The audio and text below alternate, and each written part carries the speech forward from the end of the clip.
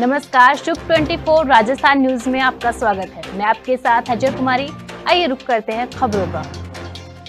भीलवाड़ा जिले के कोटड़ी थाना क्षेत्र में 14 वर्षीय नाबालिग बालिका मवेशी चराने घर से निकले व उसकी हत्या कर जला देने के मामले में राजस्थान राज्य बाल अधिकार संरक्षण आयोग ने संज्ञान लिया है। आयोग अध्यक्ष संगीता बेनीवाल ने कहा है कि मवेशी चराने गई बालिका के बुधवार देर शाम तक उसके घर वापसी नहीं लौटने पर परिजन और ग्रामीण उसे ढूंढते हुए भट्टी के पास पहुंचे तो वहां चांदी का कड़ा और जूते मिले। परिजनों ने नाबालिग के साथ हत्या एवं गैंग रेप का आशंका जताई। इस प्रकरण को आयोग द्वारा गंभीरता से लिया गया। अध्यक्ष बेनीवाल ने कहा है कि नाबालिग बालिका को भट्टी में जलाए जाने की घटना घोर निंदनीय है। प्रकरण की गंभीरता को देखते हुए आयोग द्वारा आयोग सदस्य की अध्यक्षता में 3 सदस्यीय कमेटी का गठन कर आज ही विस्तृत जांच रिपोर्ट प्रस्तुत करने के संबंध में कमेटी को निर्देशित किया। उन्होंने कहा है कि संवेदनशील घटना की पूर्ण जांच कर आरोपियों के खिलाफ कठोर कार्रवाई करवाकर तथ्यात्मक रिपोर्ट आज ही आयोग कार्यालय को प्रेषित करने बाबत अति महानिदेशक एवं जिला पुलिस अधीक्षक भीलवाड़ा को पत्र लिखा गया।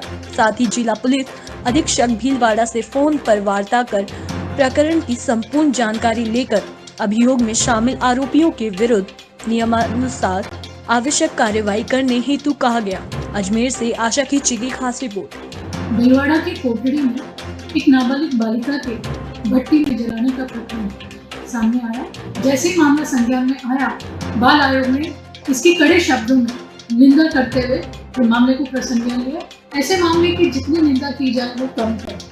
जिस तरह से वहाँ के आला अधिकारियों से टेलीफोन पर बातचीत कर मामले की जानकारी प्राप्त की, जिसके अंतर्गत बच्ची बुधवार को सुबह से अपने घर से गायब थी। बुधवार को देर रात्रि लगभग 9 से 10 बजे करीब बच्ची का पता लगा कि वहाँ पर एक भट्टी है। वहाँ पर बच्ची के कड़े व कुछ हड्डियाँ प्राप्त हुई। वो उसके माध्यम से पुलिस के द्वारा ये संदिग्ध किया गया कि शायद बच्ची को यहाँ पर भट्टी में जलाया गया हो। उसके अंतर्गत फॉरेंसिक टीम जो है वो वहाँ पर पहुंची और समस्त अवशेष वहाँ से प्राप्त किए और वो एफएसएल रिपोर्ट हेतु आगे कार्रवाई की थी। परिवार द्वारा ये संदिग्ध किया गया कि बच्ची के साथ पहले सामूहिक दुष्कर्म हुआ, उसके बाद इस घटना को अंजाम दिया गया। इसकी भी जानकारी बाल आयोग ने वहाँ के अधिकारियों द्वारा मांगी है। साथ ही साथ बाल आयोग ने अपने स्तर पर एक जांच कमेटी का भी गठन किया है। जांच कमेटी वहां जाकर पूरे मामले का मौका मुआयना कर वहां की तथ्यात्मक रिपोर्ट यहाँ बाल आयोग में जमा करवाएगी।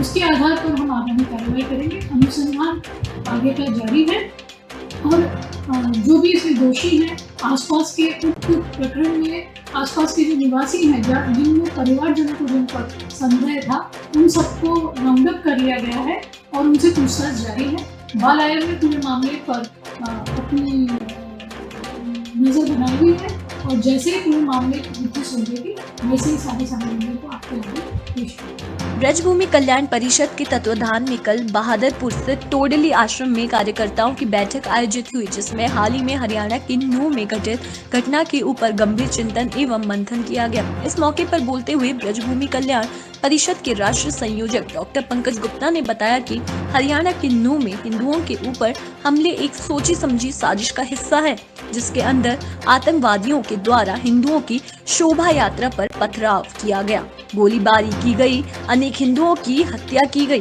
पुलिस वालों की हत्या की गई, 15 से 20 से अधिक पुलिस के वाहनों को और आम वाहनों को फूंक दिया गया, एक थाने को फूंक दिया गया, पुलिस चौकी को फूंक दिया गया, AK-47 और बड़े हथियारों से गोलियां चलाई गई, महिलाओं को खींचकर खेतों में ले गए और उनके साथ बलात्कार करने की भी सूचना आई है। उन्होंने इस हिंसा को जननायक हत्याकांड बताया और कहा कि यह हत्या, बलात्कार, गोलीबारी को आतंकवादी घटना व कांग्रेस की तुष्टीकरण राजनीति का परिणाम बताया। उन्होंने मांग की दोषियों के घरों पर बुलडोजर चलाना चाहिए, उनको मकानों को नेस्त नाबूद करना चाहिए, उनके ऊपर कड़ी से कड़ी कानूनी कार्रवाई करनी चाहिए। अलवर से युवराज शर्मा की खास रिपोर्ट। तत्कालीन कांग्रेस की सरकार ने 20 फरवरी 1987 को राजस्थान का एक काला दिवस है, काला अध्याय लिखा था। अलवर की 7 पंचायत समितियां और भरतपुर की 2 पंचायत समितियां जो ब्रज क्षेत्र है उसको मिला करके और मेवात विकास बोर्ड बनाया था। ये मेवात विकास बोर्ड नहीं है, ये विनाश का बोर्ड है। तो 20 फरवरी राजस्थान के लिए काला दिवस है। 35 वर्षों से ब्रज भूमि कल्याण परिषद यह आंदोलन करती आ रही है कि मेवात विकास बोर्ड भंग होना चाहिए और ब्रज विकास बोर्ड बनना चाहिए। अभी नूह की घटना हुई है और जो है हरियाणा के जो हिस्सा है, जो ब्रज क्षेत्र का हिस्सा है, उसमें मेवात बन गया है। वो एक्चुअल में श्री कृष्ण की लीला भूमि है। हमारे ब्रजवासियों की, ब्रज मंडल की वहां पर यात्रा निकल रही थी।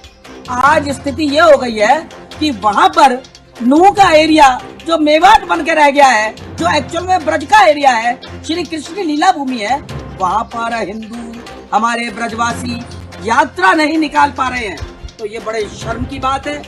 जो है सरकार को ये चेतना चाहिए, वहां पर सबको, हिंदू समाज को सुरक्षा प्रदान करनी चाहिए यात्रा निकालने के लिए, और हमें जो है वहां पर हिंदुओं को रहने के लिए अपनी सुरक्षा प्रदान करनी चाहिए। अजमेर में महादेव की सवारी निकालने को लेकर बीजेपी नेता पुलिस अधीक्षक से उलझ पड़े। झरनेश्वर महादेव मंदिर समिति के सदस्यों के साथ उत्तर विधायक श्री वासुदेव देवनानी व भाजपा शहर जिला अध्यक्ष श्री रमेश सोनी, जिलाधीश महोदय से मिलने पहुंचे। रघुनाथ मंदिर सेठी बाजार से नगर भ्रमण के लिए महादेव की सवारी निकालने की परमिशन लेने पहुंचे तो वहां पर एसपी चूनाराम जाट के चैम्बर से बीजेपी कार्यकर्ता, बीजेपी विधायक, बीजेपी शहर जिला अध्यक्ष ने बताया कि चैम्बर में एसपी चूनाराम जाट ने बड़े ही गलत तरीके से उत्तर विधायक वासुदेव देवनानी से बात की। ऐसी बात करने पर बीजेपी नेता आक्रोश में आकर कलेक्टर से मिलने पहुंचे। पहले तो कलेक्टर ने भी परमिशन देने से मना कर दिया, लेकिन बाद में कोतवाली थाना को निर्देशित कर दिया गया। थाना अधिकारी ने बीजेपी कार्यकर्ता, बीजेपी एमएलए, बीजेपी शहर जिला अध्यक्ष को बुलाकर समझाइश कर परमिशन दे दी। अजमेर से आशा खिच्ची की खास रिपोर्ट। ये बोलो कि क्या? देखिए, निश्चित रूप से बहुत स्पष्ट है कि जो परमिशन हम शांतिपूर्वक लेने गए और जिस प्रकार का बर्ताव एसपी साहब ने किया, और विशेषकर जनप्रतिनिधि के साथ इस प्रकार का बर्ताव की किसी अधिकारी की बिल्कुल भी उम्मीद नहीं की जा सकती। वो एक जिम्मेदार अधिकारी हैं। वो जिस पोस्ट पर हैं, आज पुलिस अधीक्षक की पोस्ट पर है, उनको बहुत सामंजस्य के साथ और बहुत संतुलन के साथ अपनी बात रखनी होती है। और लेकिन जिस प्रकार का बर्ताव उनका रहा, निश्चित रूप से बहुत निंदनीय है। हम इसकी बहुत घोर निंदा करते हैं। और स्पष्ट हो गया कि ये जो अशोक गहलोत सरकार है, कांग्रेस की सरकार, हिंदू विरोधी सरकार है। जिस प्रकार से लगातार पिछले 4.5 वर्षों में जिस प्रकार से हिंदू विरोधी इन्होंने काम किए, जिस प्रकार से हमने देखा कि रामनवमी पर पथराव करने वालों को प्रश्रय मिला, जिस प्रकार से कन्हैयालाल के हत्यारों को जिस प्रकार से आज तक गिरफ्तार नहीं कर पाए, जयपुर के दंगों को जिस प्रकार से छोड़ने के तरह सरकार की जो ढिलाई दिखी, वो स्पष्ट आई। और आज अजमेर के अंदर भी जब एक बहुत प्राचीन मंदिर की हम उस महादेव की शोभा यात्रा, नगर यात्रा निकालना चाह रहे हैं, जहाँ पर कोई दिक्कत नहीं है, लेकिन उसके बावजूद यहाँ पर प्रशासन ने अडिगता पूर्वक जिस प्रकार का रवैया इनका रहा है कि परमिशन नहीं दी जाएगी, तो फिर दूसरे धर्मों के कार्यक्रमों में आप बिना परमिशन कैसे निकाल सकते हैं? ये इस बात का कोई जवाब देते हैं एसपी साहब से मना नहीं। और अपनी जिसे कह सकते हैं कि भड़ास निकालने के लिए उन्होंने जिस प्रकार से हमारे विधायक साहब से बात की है, निश्चित रूप से उसकी घोर निंदा भारतीय जनता पार्टी। क्या शब्द थे एसपी साहब? उन्होंने कहा था कि विधायक साहब आप आपकी आवाज नीचे रखें। ये निश्चित रूप से बहुत ही निंदनीय है। एक जनप्रतिनिधि है, कोई सामान्य लेमैन नहीं है। आज किस तरह का आंदोलन है? निश्चित रूप से हमने कलेक्टर साहब से बात की, कलेक्टर साहब ने भी अनुमति देने के लिए मना किया। अब जो भी है इसमें समिति तय करेगी, इस अजमेर का हिंदू समाज तय करेगा कि क्या करना है। राजस्थान के माननीय मुख्यमंत्री श्री अशोक गहलोत आज राजस्थान पर्यटन विभाग द्वारा बनाई गई 5 प्रमोशनल फिल्मों को लॉन्च करेंगे।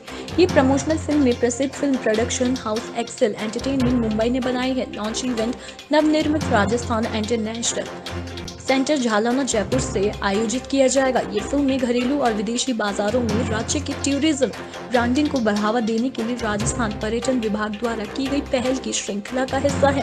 ये फिल्में राज्य पर्यटन विभाग द्वारा राजस्थान की शानदार विरासत की सर्वोत्कृष्टता को दर्शाने और राज्य के आतिथ्य गर्मजोशी को व्यक्त करने का प्रयास है। फिल्में राजसी किलों और महलों के माध्यम से पूर्व शाही जीवनों को फिर से जीने और अनुभव करने के माध्यम से आम आदमी के जीवन के साथ साथ सड़क मेलों और लोक संस्कृति के उत्सवों से परिपूर्ण का वर्चुअल यात्रा है। राज्य के सुरमय परिदृश्य, वास्तुकला, प्रतिभा और शानदार सांस्कृतिक विरासत के माध्यम से दर्शकों को मंत्रमुग्ध करने वाली ये फिल्में यात्रा प्रेमियों को राजस्थान आने के लिए प्रेरित करेंगी। पर्यटन विभाग ने नई पर्यटन नीति के अनुरूप पर्यटन को बढ़ावा देने के लिए यह पहल शुरू की है। ये फिल्में राजस्थान की जीवन विरासत को प्रदर्शित करने के लिए विभाग द्वारा महीनों की योजना और कार्यान्वयन का परिणाम है। राजस्थान पर्यटन विभाग घरेलू और विदेशी बाजारों को खुद को बढ़ावा देने के लिए 360 डिग्री दृष्टिकोण पर आगे बढ़ रहा है और ये फिल्में इसी दिशा में एक बड़ी उपलब्धि साबित होगी। एंटी करप्शन ब्यूरो में जयपुर में एक बड़ी कार्रवाई करते हुए महिला आबकारी निरीक्षक को ट्रैप किया गया। आबकारी इंस्पेक्टर अंकिता माथुर को 3 लाख की रिश्वत लेते रंगे हाथों दबोचा गया। शराब का ठेका चलाने देने की एवज में 10 लाख की घूस मांगी गई थी। रिश्वत की रकम 3 किश्तों में 10 लाख रुपए लेना तय हुआ था। पूरे मामले में एक शख्स की भूमिका संदिग्ध पाई गई। ईसीबी की टीम ने श्याम नगर क्षेत्र में कार्रवाई को अंजाम दिया। एडिशनल एसपी राजेंद्र नैन की टीम ने कार्रवाई की है। डीजी हेमंत प्रियादर्शी, डीआईजी रणधीर सिंह के निर्देश पर यह कार्रवाई की गई। पाली पुलिस अधीक्षक डॉक्टर गगनदीप सिंगला के निर्देशानुसार प्रादेशिक परिवहन विभाग पाली एवं जोधपुर पाली 4 लेन प्रबंधन के संयुक्त तत्वाधान में गुरुवार को आरटीओ पाली प्रकाश सिंह की उपस्थिति में सड़क सुरक्षा जीवन रक्षा जागरूकता अभियान के तहत गाजनगढ़ टोल पर रामदेवरा जा रहे यात्रियों के बैग पर साथ ही उनके हाथों पर रेडियम रिफ्लेक्टर स्टिकर एवं हेड बेल्ट लगाए गए ताकि रात्रि में पीछे से आने वाले वाहन चालकों को रिफ्लेक्टर रेडियम दूर से ही दिखाई देंगे। इस मौके पर प्रकाश सिंह ने रामदेवरा जा रहे भक्तों को सुरक्षित पैदल यात्रा करने के बारे में पैम्पलेट के माध्यम से जानकारी दी। आगे बताया कि ये खास किस्म का रेडियम बेल्ट रामदेवरा मेला जा रहे भक्तों के हाथों में पहनाए गए हैं। इस हैंड बेल्ट के कारण रात में वाहन चालकों को ये दूर से दिखाई देंगे, जिससे ड्राइवर सतर्क हो जाएंगे। साथ ही रात के अंधेरों में दुर्घटना होने की संभावना कम हो जाएगी। इस मौके पर सीएसआर मैनेजर फिरोज खान, अमर सिंह लेखराज, अतर सिंह, नुसरत खान, गोविंद बंजारा, आनंद राम, मनीष ऋतिक सहित टोल कर्मी उपस्थित रहे। पाली से दिलीप कराड़ी की खास रिपोर्ट। मुख्यमंत्री निशुल्क अन्नपूर्णा फूड पैकेट योजना का लाभ लोगों तक बहुत बढ़िया तरीके से पहुंच रहा है। सीकर जिले की बात करें तो जिला कलेक्टर सौरभ स्वामी ने बताया कि मुख्यमंत्री अन्नपूर्णा की निशुल्क फूड पैकेट योजना अंतर्गत सीकर जिले के खाद्य सुरक्षा योजना के चयनित कुल 4,16,492 परिवारों के लिए माह अगस्त 2023 का शहरी व ग्रामीण क्षेत्र को सम्मिलित करते हुए मुख्यमंत्री अन्नपूर्णा निशुल्क फूड पैकेट के निशुल्क वितरण के लिए उपखंडवार आवंटन किया गया। उन्होंने बताया कि धोद में कुल अन्नपूर्णा पैकेट की संख्या 43,526, खंडेला 5,09,353, दातारामगढ़ 67,930, लक्ष्मणगढ़ 5,211, फतेहपुर 35,950, श्री राम धोपुर 35,857, नीमका थाना 7,892, सिक्कर 92,773 का आवंटन किया गया। कुल मिलाकर सीएम गहलोत की यह योजना आम आदमी का न केवल पेट भर रही है बल्कि कुपोषण के शिकार लोगों को भी पौष्टिक खाद्य सामग्री भी मुहैया कर रही है। अजमेर शहर में यातायात पुलिस की गुंडागर्दी सामने आई है। इसमें एक बिना हेलमेट वाले युवक के साथ मारपीट की गई। पड़ाव क्षेत्र में जैन नमकीन दुकान के सामने ट्रैफिक पुलिसकर्मी द्वारा बिना हेलमेट जा रहे एक व्यक्ति को रोककर उसका चालान बनाया गया तथा साथ ही पुलिसकर्मी द्वारा उस व्यक्ति को मारा भी गया, जिससे व्यक्ति को गंभीर चोटें आई हैं। इसके बाद व्यक्ति के परिजन एसपी ऑफिस पहुंचे। ग्रामीण ने यातायात पुलिसकर्मी के खिलाफ ज्ञापन सौंपा। ट्रैफिक पुलिस का काम है यातायात व्यवस्था को सुचारू रूप से चलाए रखना। कोई नियमों का उल्लंघन कर रहा है तो उसका नियमानुसार चालान बनाया जाए। उसके साथ मारपीट करने का कोई भी कानून प्रावधान नहीं है। पुलिस समाज की रक्षक होती है, अगर वही ऐसा व्यवहार करेगी तो समाज में गलत मैसेज जाएगा। अजमेर से आशा खिच्ची की खास रिपोर्ट। मैम, हम नगर निगम का फॉर्म भर के, मैं था और मेरा भाई था, ये साथ में छोटा भाई है मेरा, हम फॉर्म भर के नगर निगम का घर जा रहे थे। तो ये अपने यहाँ पे जैन नमकीन वाला है ना पड़ाव में, वहाँ पे 2 मिनट मतलब हेलमेट नहीं लगा रखा था इसने। तो उसने गाड़ी रोकी, एक मैडम की भिड़ने वाली थी पर भिड़ी नहीं, रुक के। तो एक पुलिस वाला है देवेंद्र एएसपी करके, आके इसमें 2-3 झापटे रख दिए और हाथापाई करने लग गया इससे। तो मैंने कहा तूने झापट ऐसे कैसे रख दिया इसके? तो फिर झापट रख दिया। फिर मैं कहा तू रुक यहाँ पे, मैं मेरे भाई को बुला के लाता हूँ। उसने मेरे को वजह, मैं उससे ये तो पूछा ना, तू वजह तो बता, झापट किस बात के रखा? तू चालान काटने, इसने हेलमेट नहीं लगा रखा, 3 जने हैं, मैं तो मान रहा हूँ तू कोई सा भी रीजन दे, चालान के लिए। तू चालान बना, मेरे को परवाह नहीं, पैसा दे रहा हूँ तेरे को, पर थप्पड़ कैसे मार रहा तू? ये तो कानून में नहीं है थप्पड़ मारने का तो। और फिर वो पुलिस वाला वहाँ पे भी नहीं है। मैं दोबारा गया उसको मिलने, मैं कहा तू रुक, यहाँ आ रहा हूँ मैं, पर नहीं हो। थाना ये कलेक्टर टावर का थाना। मेरा उसका नाम पंकज है, मेरा नाम साहिल है। उसका नाम देवेंद्र ASP ऐसा कुछ है। उसके यहाँ पे लिखा था, बैच पे देखा मैंने, देवेंद्र नाम था उसका। स्मार्ट सिटी प्रोजेक्ट के नाम पर जयपुर के सूचना केंद्र में आए दिन बिना परमिशन के निर्माण कार्य हो रहे हैं। इस सूचना केंद्र पर एक विभागीय संपत्ति और स्मार्ट सिटी परियोजना द्वारा विगत 4 वर्षों से अनेक निर्माण कार्य कराए जा रहे हैं। अधिकांश निर्माण कार्य बगैर NOC सक्षम अधिकारी के स्वीकृति के बिना कराए जा रहे हैं।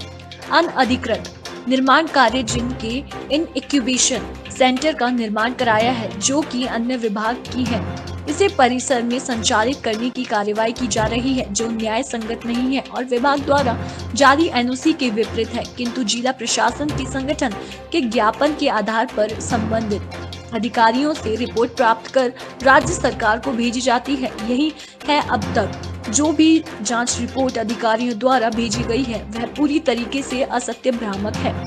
इसे राज्य सरकार को भी भ्रमित किया जा रहा है और संबंधित अधिकारी अपनी गलती पर पर्दा डालने की कोशिश कर रहे हैं। सवाल यह उठता है कि सूचना एवं जनसंपर्क विभाग जयपुर में जारी NOC की प्राप्ति स्थान में जनसंपर्क अधिकारी को प्रेषित की गई ताकि किसी प्रकार का अनाधिकृत निर्माण नहीं हो सके। इसके बावजूद परिसर में अनाधिकृत निर्माण होता है, जो संबंधित अधिकारियों को जवाबदेही बनती है। सेवानिवृत्त राज्य कर्मचारी संयुक्त समन्वय समिति अपनी लंबित मांगों को लेकर आज जिला कलेक्टर कार्यालय के बाहर 1 दिवसीय धरने का आयोजन रखा है। इस धरने के अंदर हमारी मुख्य मांग ये है कि अन्य राज्यों की भांति सेवानिवृत्त कर्मचारियों को 65 और 70 वर्ष की आयु के ऊपर भी 5 और 10% अतिरिक्त पेंशन दी जाए। फूड सप्लीमेंट की दवाइयां जो सेवानिवृत्त कर्मचारियों के लिए बंद कर दी गई है, उन्हें पुनः चालू की जाए। आउटडोर के अंदर मेडिकल की सुविधा जो 30,000 की लिमिट कर रखी है, उसको भी अन्य कर्मचारियों की, सेवारत कर्मचारियों की भांति अनलिमिटेड किया जाए और सेवानिवृत्त कर्मचारियों को RGHS की डायरी उपलब्ध कराई जाए। इन सभी लंबित मांगों को लेकर धरना दिया जा रहा है जिला कलेक्टर कार्यालय के बाहर और ये कर्मचारी मांग करते हैं मुख्यमंत्री जी से, जिला कलेक्टर महोदय को ज्ञापन दिया जाएगा। उसमें मांग की है कि इन सब समस्याओं का निराकरण करें। अगर आपकी मांगे पूरी नहीं होती तो आगे की क्या रणनीति है? अगर ये मांगे हमारी पूरी नहीं होती है तो और आंदोलन को तेज किया जाएगा, अग्रिम आगे कार्रवाई की जाएगी। अब ऐसा बताइए, आज ये सूचना केंद्र में जो अनादर निर्माण कार्य हो रहे हैं उसकी जांच को लेकर पिछले 1.5 साल से जिला प्रशासन ज्ञापन दे रहे हैं। ये जो मांग है हमारी जिला प्रशासन की स्तर की मांग है, लेकिन बड़े दुख के साथ करना पड़ रहा है। 1.5 साल के बाद भी जिला प्रशासन ने इस बारे में कोई कार्रवाई नहीं की। इससे साफ जाहिर होता है कि जिला प्रशासन दोषी अधिकारियों को बचाना चाहता है, भ्रष्टाचार को बढ़ावा देना चाहता है। हमारी मुख्यमंत्री से मांग है, ज्ञापन देकर मांग की है कि जो भी सूचना केंद्र में अनाधिकृत काम हो रहे हैं उसकी जांच के लिए जिला प्रशासन को पाबंद करें, उनको निर्देश प्रदान करें जाके वास्तविक जांच हो सके। इसके साथ ही मुख्यमंत्री की सोच है कि पारदर्शी सरकार, जवाबदेह प्रशासन होना चाहिए, लेकिन सरकार की प्रयास में हमारे जिला प्रशासन सवाल निशान खड़ा कर दिया और जिला प्रशासन पूर्ण रूप से, निश्चित रूप से पूरी नकारा हो रहा है, काम नहीं कर रहा। इसलिए हमारा नाराजगी जिला प्रशासन की नाराजगी हमारी। आज हमें ज्ञापन देंगे कलेक्टर को और मांग करेंगे मुख्यमंत्री जी के जिला प्रशासन ज्ञापन देकर इनको राशि प्रदान करें मुख्यमंत्री जी को। जी धरना चल रहा है हमारा, एक जगह धरना हमारा। अजमेर की मुख्य पाश कॉलोनी पंचशील इन दिनों बड़े बड़े गड्ढों का अड्डा बनती जा रही है। समाज सेवी मुकेश आहूजा ने पंचशील रोड पर और पूरे शहर में बड़े बड़े गड्ढे होने से विरोध जताया है। मुकेश के अनुसार इलाके में शहर के तमाम आला अधिकारियों के बंगले हैं, बावजूद इसके क्षेत्र की सड़कों का हाल बद से बदतर होता जा रहा है। बाहुबली गड्ढों की वजह से आए दिन हादसे होते जा रहे हैं। अगर समय रहते प्रशासन ने समस्या पर ध्यान नहीं दिया तो फिर जन आंदोलन शुरू किया जाएगा। अजमेर से आशा खिच्ची की खास रिपोर्ट। आप देख रहे हैं सेंट स्टीफन चौराहे से लेकर माखरावली रोड की मैं बात कर रहा हूँ। खेर बिकाने मिष्ठान से पहले इतने खड्डे हो रहे हैं, कितनी दुर्घटनाएं हो गई हैं। सीवरेज टैंक के ढक्कन ऊपर आ गए हैं, पानी ओवरफ्लो हो रहा है, पानी बाहर निकला। बरसात में इतनी सत्यानाश हो रही है। बरसात से पहले भी हमने आपके चैनल के माध्यम से आगाह किया था कि इनको रिपेयर की जाए, खड्डों को भराया जाए, पर कोई प्रशासन ने इनकी सुनवाई नहीं करी। हालत ऐसी खराब है, पूरे शहर की हालत खराब है। अब कहीं भी जाए शहर में दुनिया भर के खड्डे हो रहे हैं, दुनिया भर की हालत खराब हो रही है, गाड़ियों की सत्यानाश हो रही है, बुजुर्ग लोग, बच्चे लोग परेशान हो रहे हैं, स्कूल जाते हैं सुबह दिक्कतें होती हैं बहुत ज़्यादा। आम आदमी को गाड़ी चलाने में गाड़ी की सत्यानाश हो रही है, आम आदमी धूल मिट्टी हो रही है, दुनिया भर की इतनी परेशानी हो रही है कि प्रशासन इस पर कोई ध्यान नहीं दे रहा है। लापरवाही कर रहा है थी। और अब देख रहे हैं कि बरसात का भी दौर नहीं है, तो उनको तुरंत कार्रवाई करनी चाहिए, तुरंत रोडे वोडे बनानी चाहिए, खड्डे बनने चाहिए, पर कोई ध्यान नहीं दे रहा है। मैं आपके चैनल के माध्यम से ये प्रशासन को चेताना चाह रहा हूँ। लगता है घोर कलयुग आ गया, तभी तो चोर भगवान के घरों को भी नहीं छोड़ रहे। पाली जिले के रानी थाना अंतर्गत नाडोल कस्बे में नाडोल खारडा मेघा हाईवे पर स्थित बाल तपस्वी अंसी बाई मंदिर को चोरों ने निशाना बनाते हुए चोरों की वारदात की है, जिसमें देवस्थान देवी मां के आभूषण सहित राव देवरा जा रहे यात्रियों के मोबाइल भी ले उड़े। जब इसकी सूचना सुबह मिली तो ट्रस्ट के लोगों द्वारा अज्ञात चोरों के खिलाफ मुकदमा दर्ज करवाया गया। खास बात यह है कि मंदिर परिसर में सीसीटीवी कैमरे होने के बाद भी वारदात कर दी तथा सीसीटीवी कैमरों के साथ तोड़फोड़ कर दी, लेकिन किसी को भनक तक नहीं लगने दी। तो वही पुलिस मामला दर्ज कर चोरी की तलाश में जुट गए। आपको बता दें कि क्षेत्र में चोर लगातार सक्रिय नजर आ रहे हैं। अभी तक चोरों के खिलाफ कोई सुराग नहीं मिल पाया। ऐसे कलयुगी चोरों को भगवान ही सजा दे सकता है। पाली से दिलीप कराड़ी की खास रिपोर्ट।